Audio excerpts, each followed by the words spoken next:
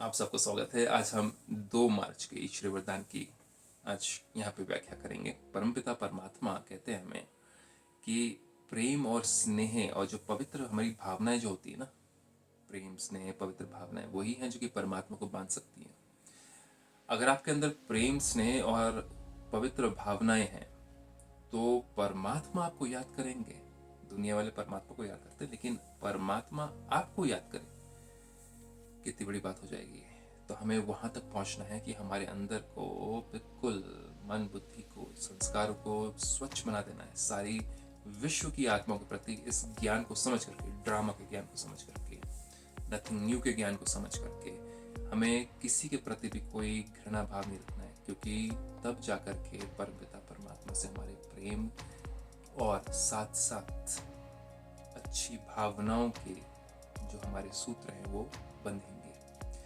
तो परमात्मा कहते हैं आज के वरदान में देखें, स्नेह और भावना के बंधन, स्नेह और भावना के बंधन में भगवान को भी बांधने वाले गायन योग्य भव। भगवान को भी बांधने वाले गायन योग्य भव। कैसे बांधे उनको? वो कोई फिजिकल तो है नहीं, कोई रस्सियां तो बांध नहीं सकते हैं। तो परमात्मा तो एक प्रकाश है और उनके अंदर चेतनता है, मतलब कि उनकी भावनाएं हैं। वो भावनाओं से भावना मिलती है। हमारी भावना अगर क्लीन और क्लियर रहेगी तो परमात्मा की भावना के साथ में हमारी भावना मिलेगी। हमारे संकल्प उनके जैसे होने शुरू होंगे तो हमारा हर कार्य इस धरती पर पूर्ण होना शुरू होगा, जो कि हमारा है नहीं एक्चुअली। पूरा किसके लिए? परमात्मा के लिए। तो इतना क्लीन और क्लियर होना चाहिए फीलिंग्स हमारे अंदर। ये नहीं कि बोला भगवान का, यहाँ भगवान के कर रहे हैं, उसके बाद में जब फायदा हुआ तो अपन ने रख लिया। कुरान में भी ये कहा गया हुआ है। कुरान में ये कहा गया है कि कुछ बंदे ऐसे होते थे जो मुसीबत आते समय हे प्रभु करते थे, और फिर जब वो मुसीबत टल जाती थी तो हाँ ये सब कुछ तो मेरा है कहना शुरू कर देते। तो कहीं लोभ, कहीं अहंकार छीन ना ले, तो प्योर फीलिंग्स नहीं रही और परमात्मा से प्यार नहीं रहा, तो फिर उसमें अमानत में खयानत, और फिर कहते हैं भगवान का या अल्लाह का या परमात्मा पिता का उसके ऊपर से हाथ हट जाता है। तो इसलिए परमात्मा कहते हैं कि भक्ति मार्ग में गायन है कि गोपियों ने भगवान को भी बंधन में बांध दिया। कि गोपियां जब आती थी, समय होता था तो बांसुरी बजती थी, और जब बांसुरी बजती थी तो गोपियां आती थी, दोनों बंध गए दोनों तरफ से। तो गोपियां नहीं होंगी तो मुरली बजाने का मन ही नहीं होगा, और जब गोपियां होंगी तो मुरली बहुत अच्छी बजेगी। तो मुरली क्या है? वो तो एक फ्लूट हो गई, लेकिन यहाँ पे बात हो रही है ज्ञान की मुरली, जो कि परमात्मा आकर के बजाते हैं जब बहुत सारे गोपी बैठे होते हैं। तो परमात्मा ये ज्ञान की मुरली, जो कि सुनने के लिए, कानों के लिए नहीं, आत्मा के लिए बहुत मधुर लगती है मुरली सुनने से।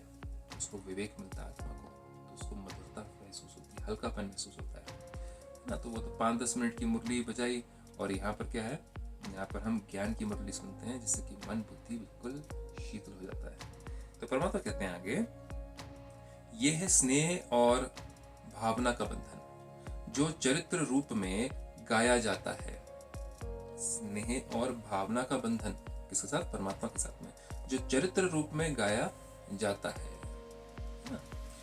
आप बच्चे इस समय बेहद के कल्प वृक्ष में स्नेह और भावना की रस्सी से बाप को भी बांध देते हो। कल्प वृक्ष क्या हो गया? जड़ें होगी और उसके अंदर शाखाएं होगी अलग अलग धर्मों की। तो हम तो हो गए जड़ों में। तो परमात्मा कहते हैं या तो आप जड़ों में हो, नहीं तो फिर आप शाखाओं में हो। शाखाओं में क्या? अलग अलग धर्मों की शाखाएं। या तो फिर जड़ में आ जाओ, ब्राह्मण बिल्कुल।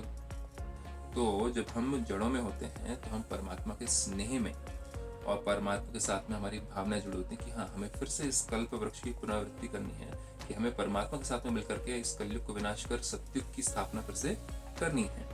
तो ये कार्य कब हो पाता है? ये कार्य तब हो पाता है जबकि हम परमात्मा के स्नेह में और प्यार में बंधे होते हैं कि हाँ, परमात्मा बोलते हैं मेरा कार्य मेरे बच्चों का कार्य।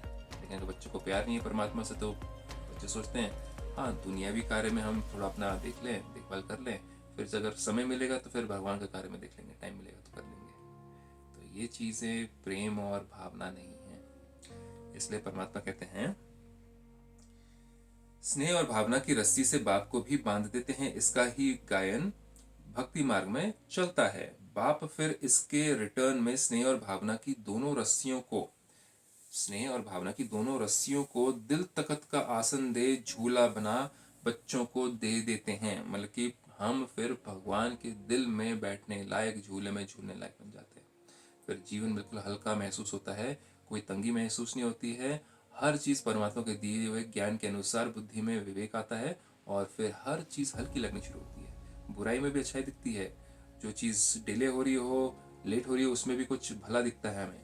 हम उसमें कंप्लेन और ब्लेम करना और ये सारी चीज़ें और अंदर से इरिटेट होना, फ्रस्ट्रेट होना, इन चीज़ों में हम नहीं आते, क्योंकि हम नाराज़ नहीं होते, क्योंकि हमें परमात्मा के सारे बताए हुए मुरली के द्वारा राज समझ आ जाते हैं। तो नाराज कैसे होंगे? इसलिए परमात्मा कहते हैं, बाप फिर इसके रिटर्न में स्नेह और भावना की दोनों रस्सियों को दिल तक का आसन दे झूला बनाए बच्चों को दे देते हैं।